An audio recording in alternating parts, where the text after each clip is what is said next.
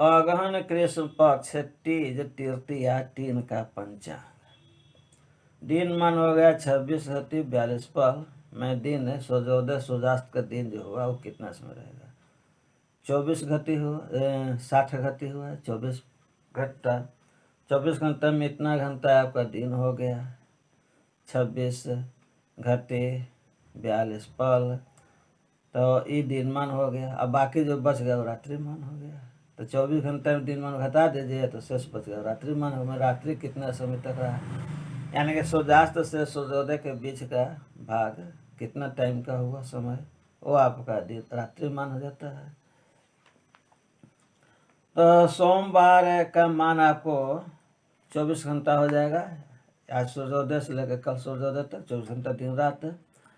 परंतु तृतीया तिथि का मान जो सो रात्रि 7:38 तक रहेगा। और 7:38 के बाद से जो समय आएगा वो जो है सो आपका चौथ तिथि का हो जाएगा, चतुर्थी का होगा। और रात्रि में चौथी मिलने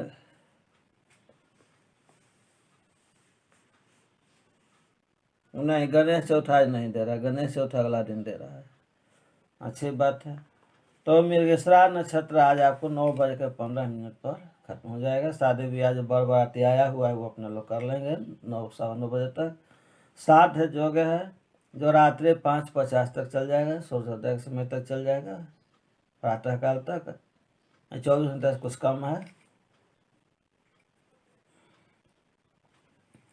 तो साध जोग भी अच्छा है, शिव जोग, सिद्ध जोग, साध जोग, शुभ जोग, शुक्ल जोग, ब्रह्म इंद्र, इतना भी आगे में है 4-5 तक सब जोग जो है सब बहुत बढ़िया चल रहा है।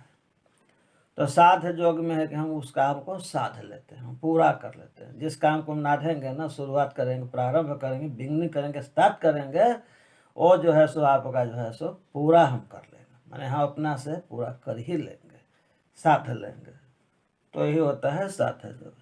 अन्य कहने का मतलब जो कार्य हम पूरा करेंगे हम पूरा कर लेंगे, जो काम पूरा करना चाहते हो हम पूरा कर लेंगे।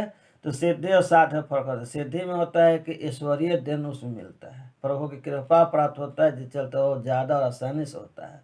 और साध्य जो है सो आपका इसमें ईश्वरीय कृपा की संभावना नहीं है। भले आप उतना भक्त हैं, प्रभु कृपा होता अलग बात है, इसमें मानते हैं योग का प्रभाव है कि इसमें ईश्वरीय कृपा नहीं, आप अपनी शारीरिक तन मन धन बल का सहयोग से आप उसे पूरा कर लेंगे। मान इसमें भौतिकवाद ज़्यादा हुआ और उसमें अध्यात्मवाद आता है। विषकुंभ जोग होगा वो तो आपको ठीक नहीं है। 32 घटी 26 पल बारह की रात के 7-8 बजे तक चल जाएगा। बौ कारण तो पूरा 7 है, 24 घंटा है। आनंद जोगा है, आनंदकारी है। जो बच्चे जन्म लेंगे वो आनंदित रहेंगे। जो कार्य आप करेंगे उसमें आपको आनंद की प्राप्ति होगी, अच्छी रहेगी। अंग्रेजी तारीख है, अंग्रेजी डेट आपको 22 तारीख हो गया। फसली आपको 3 हो गया, 3 तारीख हो गया। सूर्य के अनुसार खस्ती हो जाएगा 6, 15 महीना के 6 हो जाएगा। और राष्ट्रीय आपको जो है सो आज जो है सो 1 तारीख हो जाएगा। राष्ट्रीय आज आपको 1 तारीख हो जाएगा। चंद्रमा मिथुन राशि पर ही रहेगा। चंद्रमा जो है सो मिथुन राशि पर मेघ वृष मिथुन राशि के चंद्रमा पश्चिम दिशा रहेंगे। तो पश्चिम और दक्षिण की यात्रा शुभकारी है और दिशा शुभ भी नहीं। सूर्योदय 6:40, सूर्यास्त 5:20। 6:40 मैंने 1:40 इधर हो गया, एक मैंने 1 घंटा 80 मिनट घट जाएगा। 1 घंटा 20 मिनट दिन छोटा हो जाएगा। 40 मिनट इधर और 40 मिनट उधर, 80 मिनट माने कि 80 मिनट जो है सो 6:40 सूर्योदय 5:20 सूर्यास्त, यानी कि 80 मिनट जो है सो 12 घंटा से 80 मिनट नीचे की ओर आपको दिन हो जाएगा और 12 घंटा प्लस 80 मिनट का रात्रि हो जाएगा। और सूर्य जो है सो वृश्चिक राशि पर रहेंगे। तो सूर्य जब वृश्चिक राशि पर रहेंगे तो लगभग वृश्चिक राशि लेके अच्छा रहेगा। केवल टोला या मीन में ज़्यादा दिक्कत होता है। वृश्चिक राशि मंगल का है तो लगभग ठीक है। भद्रा आपको रात में 7:38 तक रहेगा। सौभाग्य सुंदरी वर्तम आज है। राष्ट्रीय मार्ग शीर्ष मासारंभ, राष्ट्रीय मार्ग शीर्ष आज शुरू हो गया, अगन महीना पहला दिन हो गया, जो आपको पहले बतला चुके हैं। स्वार्थ अमृता सिद्धि योग 9-15 दिन तक ही रहेगा। स्वार्थ अमृता सिद्धि योग, जिसे सोना में सुगंध योग है ना, स्वार्थ सिद्धि जो है सो सोना है, और उसमें अमृता सिद्धि लगे तो सोना में सुगंध हो गया, यानी कि बहुत सुंदर योग समय आ जाता है। तो इसमें हर तरह के शुभ काम किए जाते हैं और उसमें आपको सफलता मिलती है, अच्छी रहती है।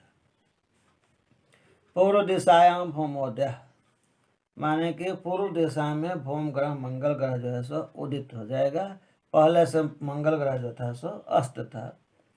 तो धरती पर सूर्य का उदय अस्त का प्रभाव सबसे ज़्यादा पड़ता है, क्योंकि सूर्योदय होता है तो दिन हो जाता है, सूर्यास्त होता है तो रात होता है, बहुत बड़ा स्पष्ट नज़र दिखाई देता है।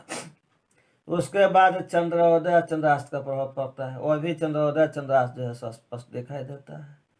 सूर्य के गति के कारण उदयास्त, अन्य कारण से मौसम परिवर्तन होता है, ऋतु परिवर्तन होता है, साल परिवर्तन होता है। उसी तरह से चंद्रमा के अनुसार भी बहुत कुछ बदलता रहता है, और जो स्पष्ट हम लोग को दिखाई देता है। सूर्य चंद्रमा के बाद जो 7 ग्रह हुए, उनका उदय अस्त का होना स्पष्ट प्रत्यक्ष विशेष रूप से प्रभाव नहीं पड़ता है, ये काफ़ी दूर होते हैं, इसलिए इनका प्रभाव बहुत कम पड़ता है। प्रभाव पड़ता है तो समांतर जनमानस पर इसका असर जो है सो अनुभव नहीं होता है या ज्ञान नहीं होता है, चलते उसे नहीं समझ पाते हैं। ज्योतिषीय गणना के अनुसार हम लोग उसको पकड़ते हैं, जानते हैं कि क्या होगा क्या नहीं होगा, और क्या हो रहा है उसका प्रभाव किस ग्रह का द्वारा है। यानी कहने के भूम उदय हो गया तो प्रायः सभी ग्रह का उदय अच्छा माना जाता है। सूर्योदय, चंद्रोदय, भूमोदय, बुधोदय, गुरुओदय, शुक्रोदय, शनियोदय, राहु केतु जो भी हो, सभी ग्रह का उदय होना शुभ माना जाता है और अस्त होना अशुभ माना जाता है। अस्त में उसका प्रभाव खत्म होता है। ऐसे राहु और केतु का उदय जो है सो अशुभ माना जाता है, क्योंकि राहु केतु जो है सो राक्षस के रूप में है, वो निगेटिव है, माया अध्यात्म के निगेटिव चलता है, राक्षसों के लिए शुरू हो जाता है तो उनके लिए वो शुभ होता है। तो राहु केतु भी ग्रह है ना, और ये भी आकाश में दिखाई देते हैं, स्पष्ट रूप से दिखाई देते हैं। कुछ अनुभवी ज्योतिष लोग नहीं जानते हैं या कुछ किताब ग्रंथों इसकी चर्चा नहीं होती है, लेकिन 9 ग्रह के तो लोग सब लोग जानते हैं कि उदय होता है अस्त होता है, लेकिन आपका ज्ञान सीमित है, थोड़ा सा और ज्ञान को बढ़ा लीजिए, है ना। टीका तो इतना नहीं कहेगा कि बाबा गलत बोल रहे हैं, बाबा सही बोल रहे हैं। आपका ज्ञान जो है सो वहीं तक सीमित है। आप 25वां अध्याय तक पढ़े हैं, आप उतने तक पंडित हैं। 26वां 27वां अध्याय आप पढ़े ही नहीं। जब 30वां अध्याय तक पढ़िएगा तब ना आप हमसे कहेगा कि नहीं बाबा आप गलती बोल रहे हैं। लेकिन आपका ज्ञान 25वां अध्याय तक, और हम 30 अध्याय तक पढ़ के बैठे हुए हैं, तो 30 अध्याय तक पढ़ेगा, ये उससे आगे बढ़िएगा तब ना को गलती काटिएगा। तो इसलिए आप गलती इसको काटने की कोशिश मत कीजिए, आप सीखने और समझने की जानकारी कीजिए। यदि आपको कन्फ्यूजन लगता है कि ना बाबा गलत कह रहे हैं, तो हम आपको समझा देंगे और समझा भी देते हैं। सब ग्रह का उदय होने का एक अपना समय होता है। जैसे सूर्योदय 24 घंटे के अंदर में एक बार सूर्योदय और सूर्यास्त दोनों होगा ही, पक्का है ना। अब भले बादल घेर ले वो अलग बात है, कोई और कारण लग जाए अलग बात है, लेकिन आपको दिखाई दे या ना दे वो एक अलग बात है। लेकिन सूर्योदय और सूर्यास्त दोनों ही 24 घंटे में एक बार हो जाएगा। चंद्रोदय का भी लगभग उसी तरह से चलता है, लेकिन कोई ज़रूरी नहीं है, क्योंकि अमावस्या का चंद्रोदय और चंद्रास्त नहीं होता है। पूर्णिमा के दोनों होता है, लेकिन अमावस्या को एक भी नहीं होता है। तो ये अपना एक अलग नियम हो जाता है।